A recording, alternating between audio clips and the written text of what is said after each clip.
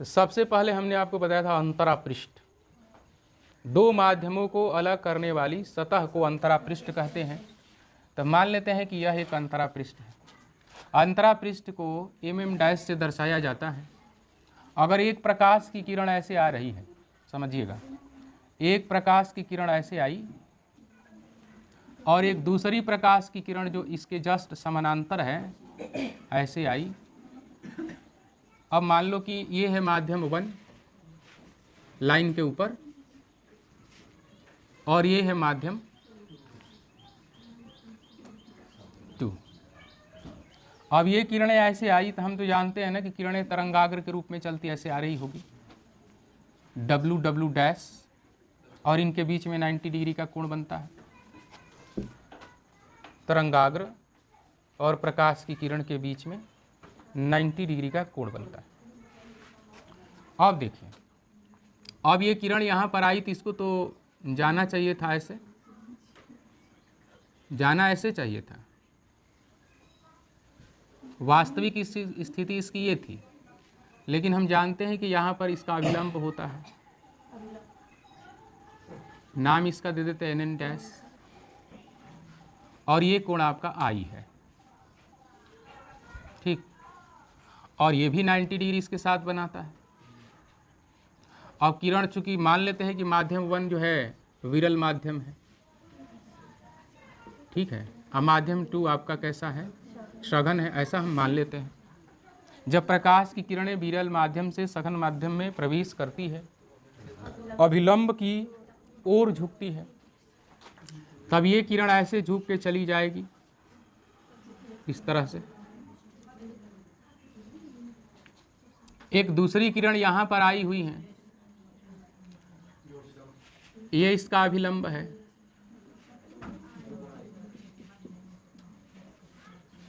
ठीक। अब ये भी चूंकि विरल माध्यम से सघन माध्यम में प्रवेश कर रही है, तो यह भी कैसे जाएगी, इसकी वास्तविक स्थिति तो ये थी, ऐसे चली जाती,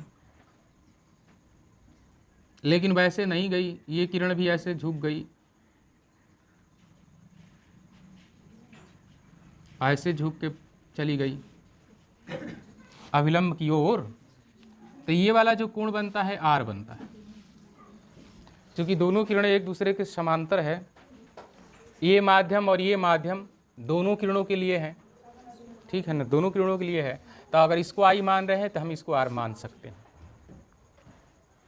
अब समझिए, ये तरंगाग्र जो है इसके लंबवत आ रही है, तो ऐसा हम सोच सकते हैं कि यहाँ पर भी तो तरंगाग्र आई होगी, इस तरह से, ऐसे इस तरह आई होगी उसके समानांतर, मतलब 90 डिग्री बनाते हुए, किरण के साथ 90 डिग्री बनाते हुए तरंगाग्र आई होगी। इसका मान लो कि कुछ नाम है AB,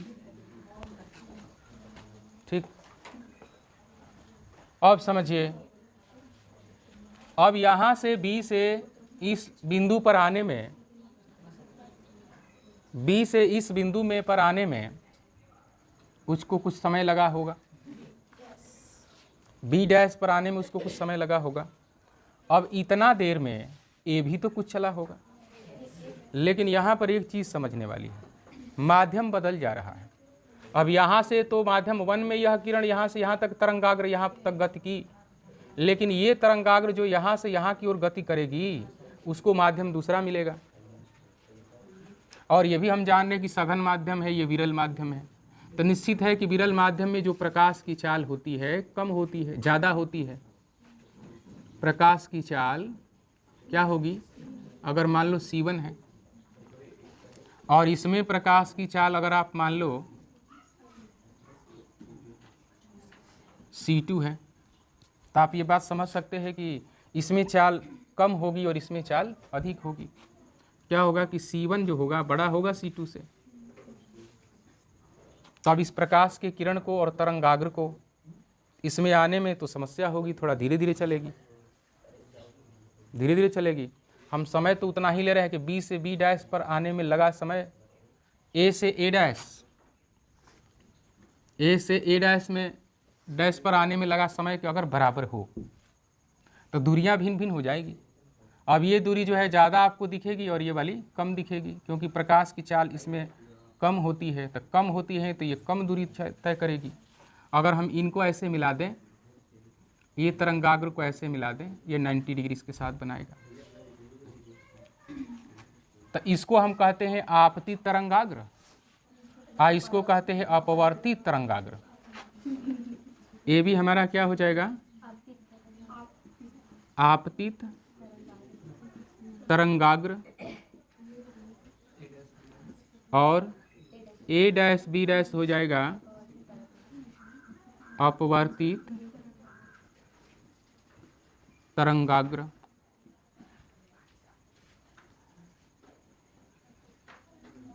आपतन कोण हो जाएगा आई, समझते जाइएगा। अपवर्तन कोण हो जाएगा आर। अब ये कोण अगर आई है तो निश्चित है कि ये वाला कोण 90 माइनस आई होगा ना। अगर ये 90 माइनस आई है, देखो आई अभिलंब और इस जो हमारा अंतरा पृष्ठ है इनके बीच में भी 90 डिग्री का कोण बनता है। अगर ये 90 माइनस आई है तो ये भी आई होने वाला है। नॉर्मल, अभिलंब और ये पृष्ठ दोनों के बीच में 90 डिग्री का कोण बनता है। तो अगर ये 90 माइनस आई है तो ये आई इसको होना पड़ेगा। क्यों? दोनों को जोड़ेंगे तो 90 डिग्री हो जाएगा।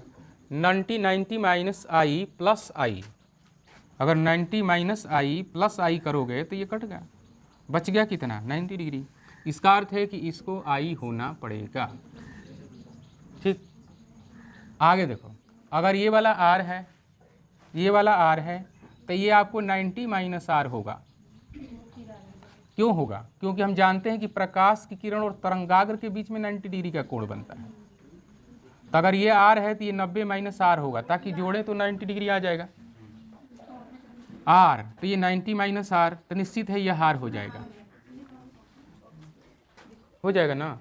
कारण कि अंतरा पृष्ठ, समझिएगा, अभिलंब के बीच में भी तो 90 डिग्री बनता है, तो इनका जोड़ भी 90 डिग्री होना चाहिए। तो अगर ये 90 माइनस आर है तो ये आर होगा, क्योंकि दोनों को जोड़ें तो 90 आ जाएगा। अगर इतनी बात आपको समझ में आ गई है तो आगे बढ़ते हैं। कोई दिक्कत? बोलिए। तो आगे देखो, आगे के लिए हम लोग यहाँ पर क्या करने वाले हैं, तो sine i by sine r को प्रूव करना है। तो यहाँ पर सबसे हम ये लिख लेते हैं कि क्या लिखते हैं, तरंगाग्र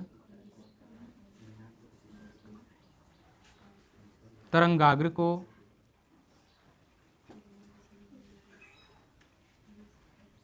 बी से बी डैश पर आने में जितना समय लगता है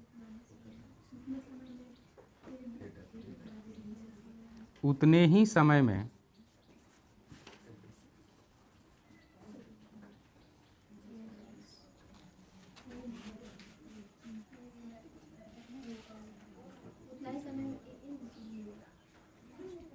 ऐसा लिखते हैं, आपतित तरंगाग्र लिख लेते हैं क्या। अब ये तो परावर्तित है ना, अपवर्तित है, बस जाने तो ठीक है। तरंगाग्र को बी से बी डैश पर आने में जितना समय लगता है उतने ही समय में ए डैश चली जाती है। ये नो, तरंगाग्र को बी से बी डैश पर आने में जितना समय लगता है उतना ही समय में ए डैश पर चली जाती है। अर्थात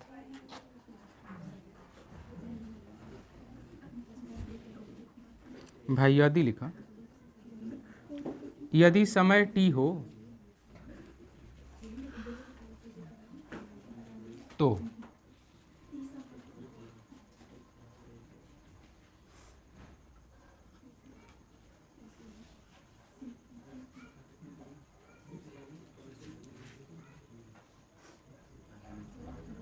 तय दूरी, बी से बी डैश पर आने में तय दूरी क्या होता है, बी बी डैश हो जाएगा ना। और ये क्या होता है, दूरी बराबर समय गुणे चाल। दूरी बराबर समय गुणे चाल बोलो, चाहे चाल गुणे समय बोलो। तो ध्यान दीजिएगा कि बी से बी डैश में इसका चाल क्या है, C1 है। समय क्या है, तो T है। इसके लिए भी T है और इसके लिए भी T है। तो ये आपको क्या हो जाएगा, C1T। A से A डैश पर आने में तय दूरी क्या होगी, A डैश C2T।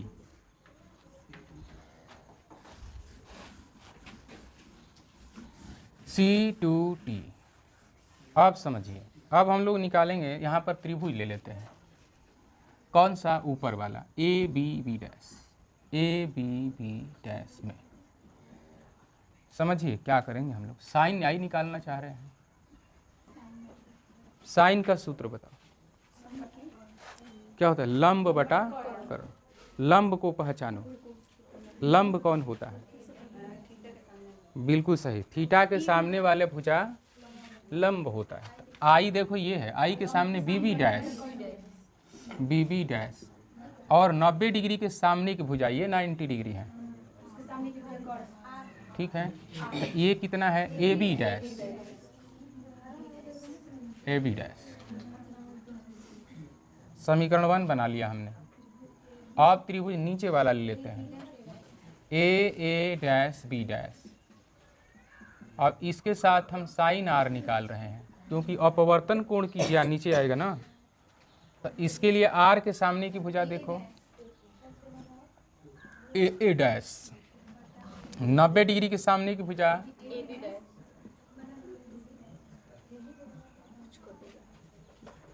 समीकरण फर्स्ट में डिवाइड कर दो समीकरण सेकंड से, तो आ जाएगा साइन आई बटा साइन आर बराबर BB डैश बटा AB डैश, AA डैश बटा AB डैश। कट गया वाला नीचे से नीचे, आ गया साइन आई बटा साइन आर बराबर BB डैश बटा AA डैश। इसका मान हम लोग यहाँ निकाल के रखे हुए हैं, इन मानों को वहाँ पुट कर देते हैं। क्या आएगा, C1T बटा C2T, ठीक। तब यहाँ लिखिएगा साइन आई बटा साइन आर बराबर, ये T से T गया, C1 बाई C2। चूँकि आप ध्यान रखिएगा n/1 का सूत्र होता है n2 बाई n1 और इसका सूत्र होता है C1 बाई C2, ठीक है। n/1 बराबर होता है n2 बटा n1 और बराबर होता है C1 बाई C2।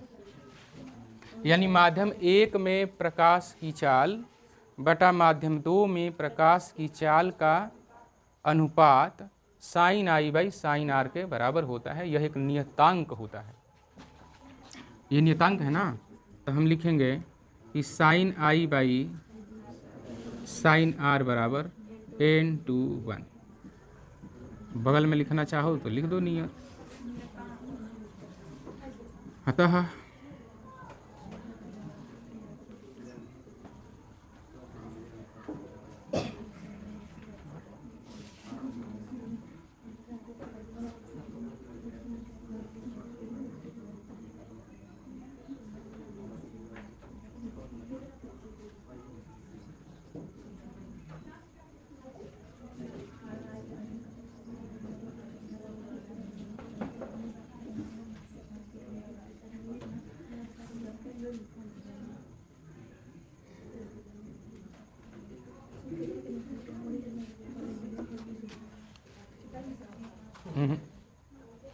समझो, एक बार और समझ में आ गया, कोई दिक्कत है छोड़ दे। हाइगेन के तरंग सिद्धांत के आधार पर प्रकाश के अपवर्तन की व्याख्या। सबसे पहले क्या किए हैं, पहले हमने आपको समझाया कि प्रकाश के अपवर्तन का नियम क्या है। दो माध्यमों और किसी विशेष वर्ण के लिए आपतन कोण की ज्या और अपवर्तन कोण की ज्या एक नियतांक होता है। फिर एक ये भी नियम है कि आपतित किरण अपवर्तित किरण और आपतन बिंदु पर अभिलंब तीनों एक ही समतल में होते हैं। तो हम यहाँ पर स्नेल का नियम को ही प्रूव किए हैं। और हाइगन्स का प्रथम सिद्धांत क्या है कि प्रकाश की किरणें हमेशा तरंगाग्र के रूप में संचरित होती हैं, और उसी का उपयोग करके यहाँ पर यह सिद्ध किया गया है।